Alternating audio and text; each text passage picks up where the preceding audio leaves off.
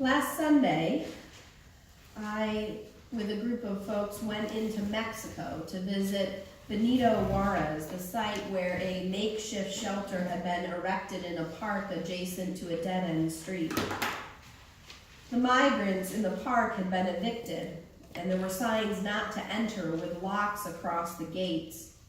The remaining refugees were huddled in 30 to 40 tents with piles of garbage around the perimeter and the smell of sewage sharp around us as the children chased one another and ran up and down the street.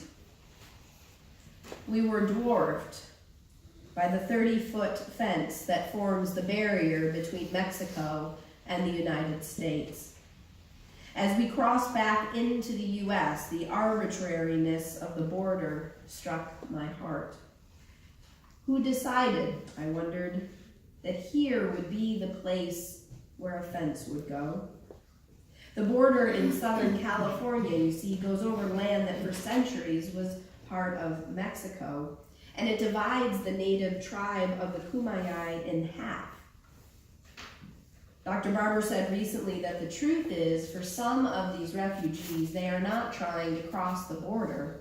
Instead, the border has crossed them. On Monday, 400 of us faith leaders gathered on the U.S. side of the border in San Diego. As we walked the last half mile of a 1.5-mile footpath to get to the border, we could see amidst the fog on the beach the outline of the California Border Patrol beginning to emerge. 20 officers awaited us in riot gear, with tear gas and rubber bullets readied with pepper spray enclosed. On our part, we were armed with kippas, stoles, robes, collars, prayer beads, hijabs, shawls, and kufis. As we approached, the patrol started to move toward us. They began pushing against our bodies, saying, "Move back." There was a tense few moments as a few of the leaders seemed to tumble backwards and we were all pressed into one another, this movement forward and backward. And then I don't know how or where from, but the front line of faith leaders fell to their knees. And soon everyone followed. I stood starting to lean down to tell folks not to kneel because we didn't know what would happen and there were armed patrol in front of us and it made no sense to kneel. Just as I started to grab the shoulder of a woman kneeling in front of me, I looked up and felt a breeze wind its way across and around us and travel from these yet-to-be United States of America, over, I imagine, to Mexico. The patrol looked baffled at our kneeling as they had clubs readied and guns in hand, and then, without orders, they sort of stepped back, stumbled their way backward. We could see as we were kneeling through and around their pant legs, the refugees gathered at the Mexican side of the border with their faces pressed against the fence, waving to us as we began to sing. And for a moment, we were kissed by the same sun, washed by the same ocean, and held by the same winds.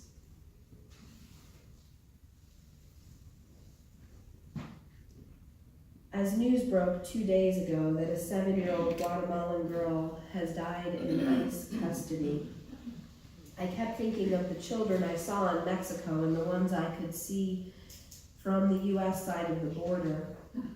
I thought about that terrain, the hills, the rising ocean tides, the expanse of desert, and how the militarization of the border has meant that families fleeing violence and economic hopelessness must now traverse the most dangerous parts of the border, leaving vast expanses of area without access to water, emergency aid, or shelter.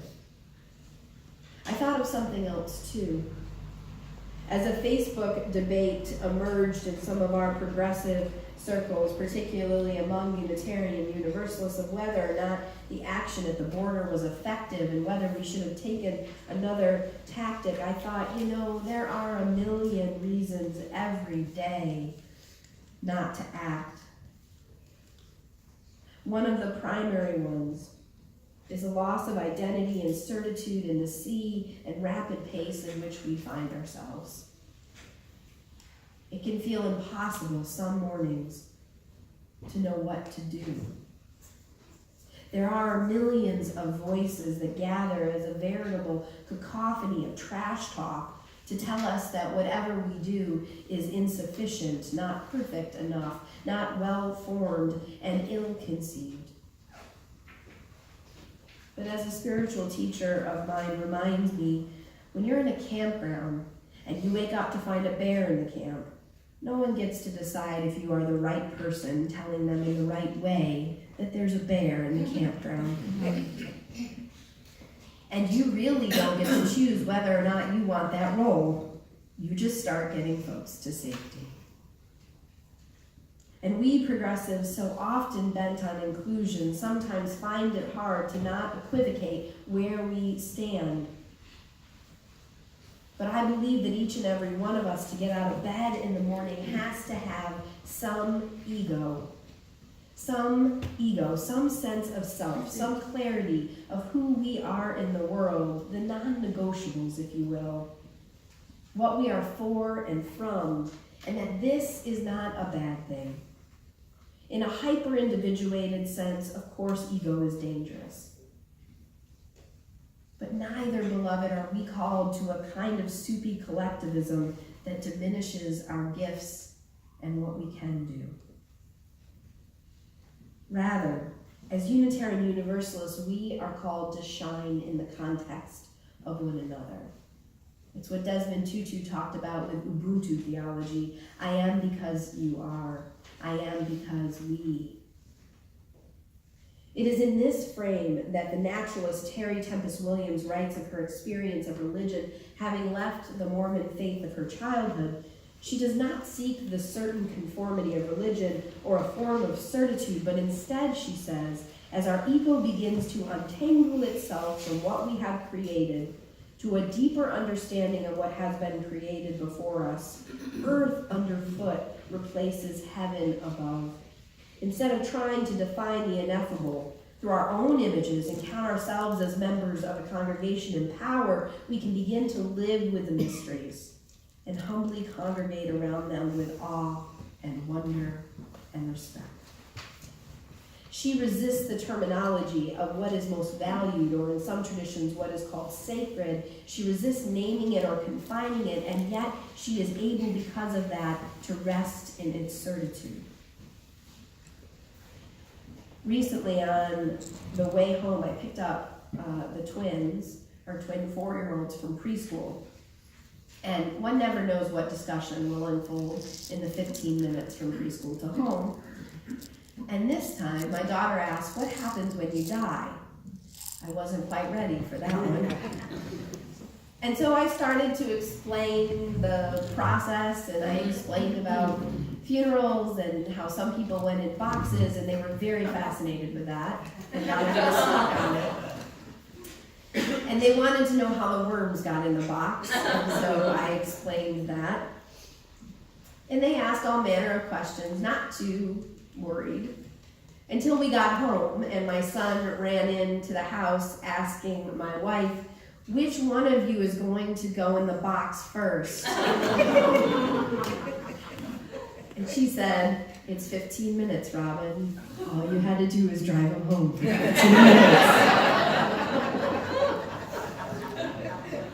So we had a long conversation at the dinner table about worms and boxes and death. And we talked about how some people believe in heaven, and Ella said, "Well, I think you just go to sleep, and that's it." And what amazed me was that they each had different answers. They're twins, and they each came up with different answers of what happens after you die. And yet, they were able to rest in the ambiguity. At 4 years old, they could rest in the ambiguity and in the different conclusions they each came to. I think we're doing well in our religious education here if 4-year-old twins can rest in the ambiguity of what happens after death. I think this rooted ambiguity has ancient roots in our tradition as Unitarians and even yet Universalists.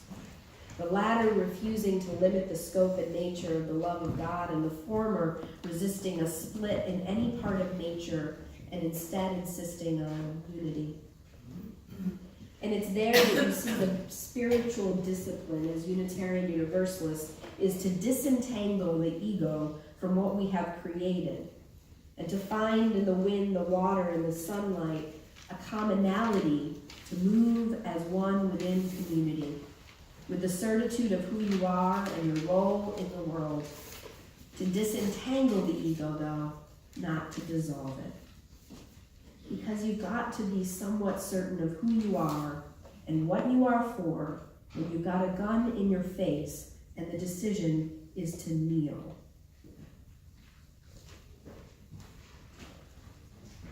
You can kneel because it's all about you, and then you have failed to disentangle the ego from what you've created. You will miss the unfolding universe. You will miss what you could be in the we of one another, the I and the thou, as Buber talks about. That breeze that swept across the beach, through us, connected us. It touched us as individuals and as a group. We had disentangled our egos from what we thought would be the action, the exact plans, all of our training, our own roles, and we for a moment rested in the strength and the grace of what we each knew to be true without even naming it. This kind of self, a humility of being human, is what sustains us in tragedy, across thresholds, and in the unfolding world as it is now. We live in a time that is plagued with senselessness. And so to be grounded in who you are, but not tangled in that ego, is the middle path of survival. I remember when I worked in the hospital as a chaplain, I worked in the pediatric unit. And one of the hardest cases I had were a couple, a young couple. They were probably in their early 20s, and they had a child with a terminal condition. And at the point that I met them, the child was 2 years old and was on life support.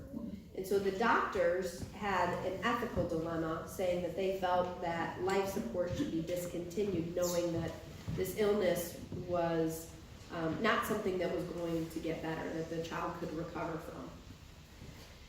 And they had a priest who was also fairly young, who came to the hospital and insisted that if they discontinued life support, they would be committing a great sin. And so this young couple felt very torn between what, on the one hand, the doctors were telling them, and on the other hand, what their spiritual leader was insisting. And in the midst of this, they were just parents trying to care for their sick child, and they didn't want her to be in pain.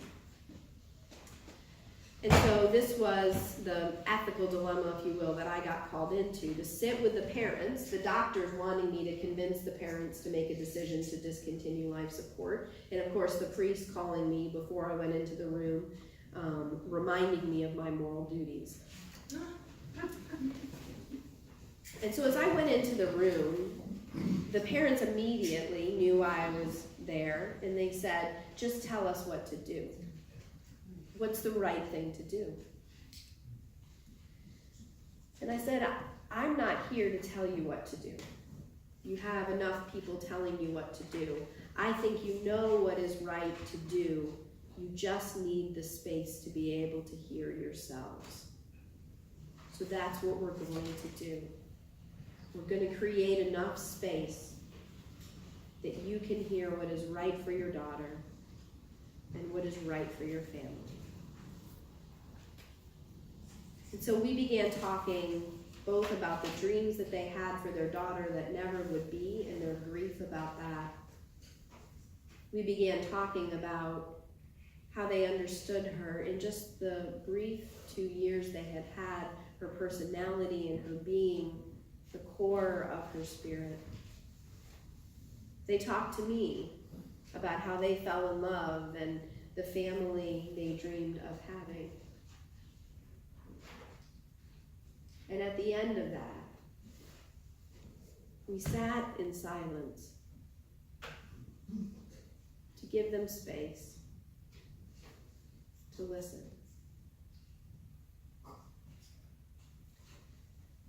They were rooted in that moment, in their love for their daughter. And they were rooted in a faith that was not confined by the certitude of particular beliefs that could even be articulated with words. Instead, they were rooted in their relationship, and they were able, in the midst of the ambiguity, to decide what was right. In a way, their decision mattered to them, but not to us here. What I want you to understand is what it is to live with a sense of self that can be grounded in our hardest moments, in our greatest tragedies, and doesn't yet have to have everything mapped out. That you can rest in who you are and who you are called to be, even in the impossibility of the task at this time. You can kneel before the powers that shake their hands with fear and find here roots that move from the mountain of our shock and the valleys of sorrows, the soft winds of change, and the sea to hold all that we do not know, including a love that holds us all. That love, as Unitarian Universalists, is and will always be our spiritual inheritance and our only way forward. On that beach, I realized what it was to be rooted as a Unitarian Universalist, to be baffled at the power of love, of nonviolent movement, that we could kneel on that beach with guns at our noses and watch troops trained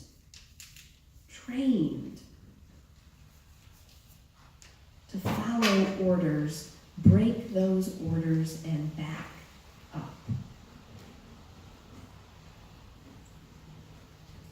It's the same kind of rooting in love that allowed that couple to make a heart-wrenching decision for their family and for their child in the cacophony of noises of what everyone wanted, for a moment to rest and hear themselves.